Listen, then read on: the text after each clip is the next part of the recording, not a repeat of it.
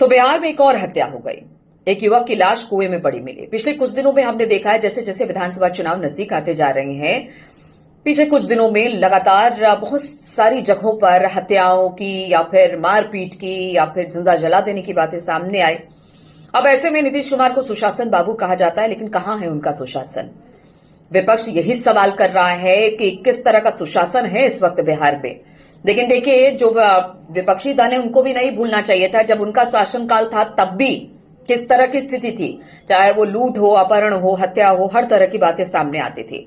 लेकिन क्या कभी बिहार इन हत्याओं से और यहां पर जिस तरह की वारदातें होती हैं, क्या इससे निजात बिहार को मिल पाएगा? कानून व्यवस्था यहां पर चाक चौबंद हो पाएंगे, दुरुस्त हो पाएंगे? देखिए, कहा जाता है कि उत्तर प्रदेश जैसे बड़े सूबे को योगी आदित्यनाथ ने सुधार दिया, ऐसा कहना है। और उसी तरह के शासन की जरूरत इस वक्त बिहार में है, क्योंकि अगर कानून व्यवस्था को दुरुस्त करना है तो थोड़ा सख्ती के साथ जो सरकार है उसको काम लेना होगा। और इसी वजह से योगी सरकार के शासन व्यवस्था को लेकर अब बिहार में भी आवाज उठने लगी है।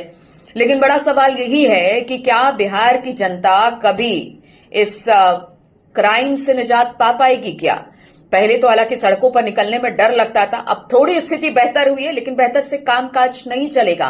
आपको बढ़िया करना पड़ेगा शासन व्यवस्था। और मुझे लगता है कि वोटरों की मांग भी होगी, अगर इस विधानसभा में उठते हैं तो कानून व्यवस्था एक बड़ा मुद्दा बिहार का होगा।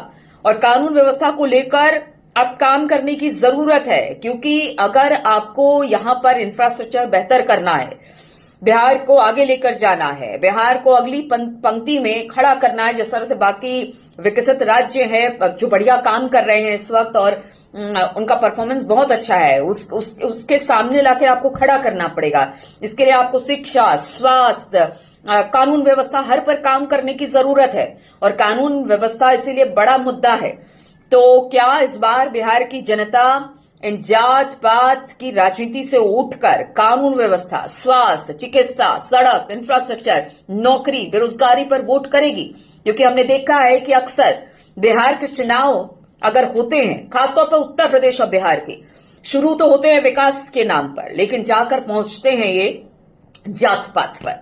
लेकिन क्या अब बिहार की जनता को समझदार होने की जरूरत है? अपने लिए, यानी आपके लिए जो सरकार काम करेगी, क्या उन मुद्दों पर वोट इस बार भी होगा या फिर से जाति पाति में ही ये मामला घूम कर रह जाएगा? बिहार की जनता से सबसे बड़ा सवाल यही है। और बिहार की जनता भी अपने सरकार को अगर चुनेगी तो इसी सवाल के साथ चुनेगी।